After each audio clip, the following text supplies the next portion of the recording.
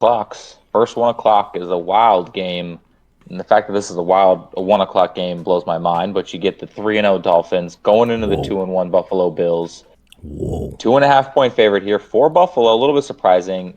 I think the big thing here is bragging rights until the end of the season. They don't play each other again till week 18, and that might be divisional, decider based on how Home the field season goes. advantage. Home But field advantage. but if let's say Dolphins win this game, week 18 comes around, Buffalo's going to have to win it pretty decisively, to win over the division kind of thing. It could be pretty crazy. But yeah, so we'll see here. Last week, obviously, if you weren't aware or didn't turn your television or look at ESPN or your phone ever, Miami scored 70 on Denver last week. Buffalo Bills had their second strong performance in a row here after their slow week 1, but they got a nice win over Washington. But Dolphins are a different breed. They're average, above average defense, and then their offense is top notch, top of the line, top 3, top 1 in the league right now. So this is a real test for Buffalo, and I don't know if I'd even give them the 2.5 point favorite here, outside of just the fact that you're traveling north, but it's not that cold right now. So I do like Miami here. Their ability to move the ball fast, their defense is enough to slow down this Buffalo Bills team. So I like Miami here. What about you guys? Yeah, I mean it's hard. It's so hard right now to not like Miami like moving forward because what they're doing and for them receivers you got Tariq Hill over there. I mean Jalen Waddle wasn't even in this game when they put up 70 and I didn't even think about that. Charlie had to point that out to me.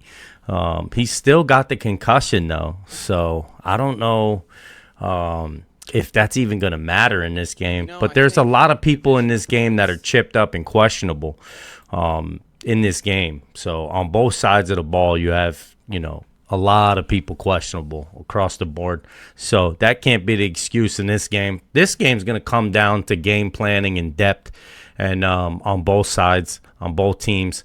But really what I'm going to be interested in seeing is if Tua and them boys go up early. Okay, you take a look at these numbers. I know I said before that there's not much to take in the numbers right now, and that I mean offensively and defensively. Okay, when you look at Josh Allen with the 728 yards that he has right now, 5 touchdowns. What has he got lingering behind that we talked about coming into this season that he needs to clean up if you want to be championship status Mahomes up there with the upper echelons. You cannot be doing this 4 interceptions, 4 to 5. That's not good. You're out here like Brett Favre, man, with wheels on you. It's not good right now. You got to stop those mistakes, man. You got to stop throwing the picks. And for that, I'm taking Miami. I'm out on Allen. I'm sure that moving forward, he's an incredible quarterback and he's going to get it together. But I don't know, man, that he's still throwing those picks and he's still throwing them down on the goal line. And Tua's got 8 touchdowns and 2 interceptions and already has thrown for 1,000 yards. And I know a lot of that was the Denver game, but you cannot ignore Tua going to practice karate, okay? You just can't ignore it, right?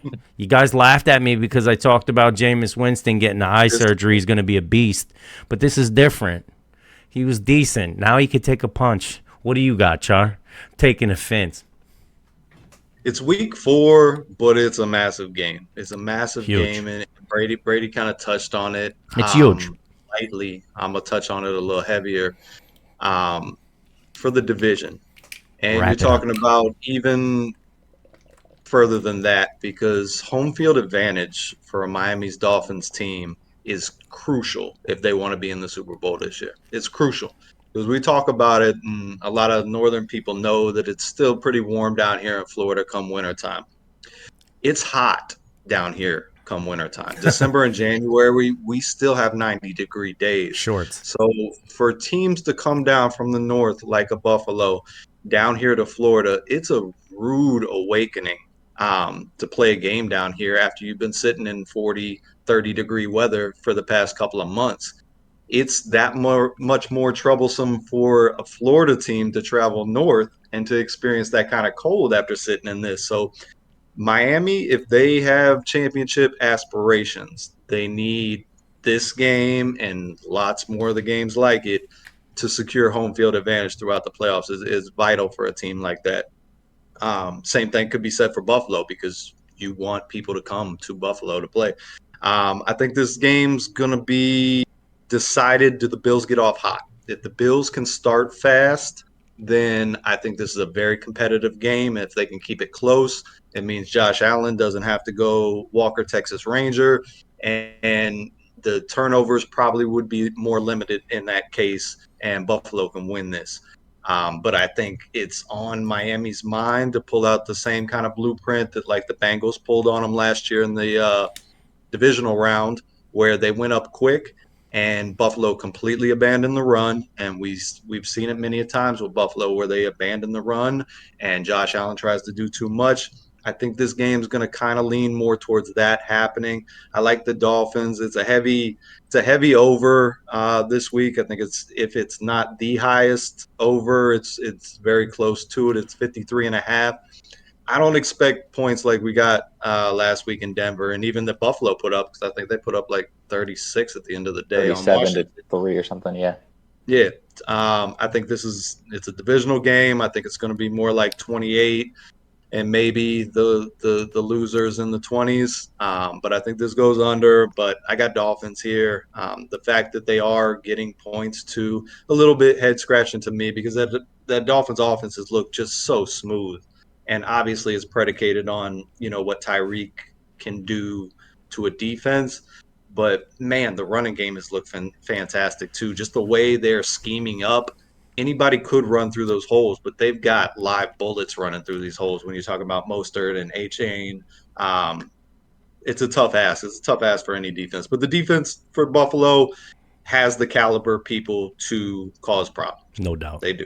I So think Yeah. it's I think it's going to be huge. Tyron Armstead being questionable. If he's not a go at left tackle for them, I think that's going to be a huge component to how this game shapes up and shapes out.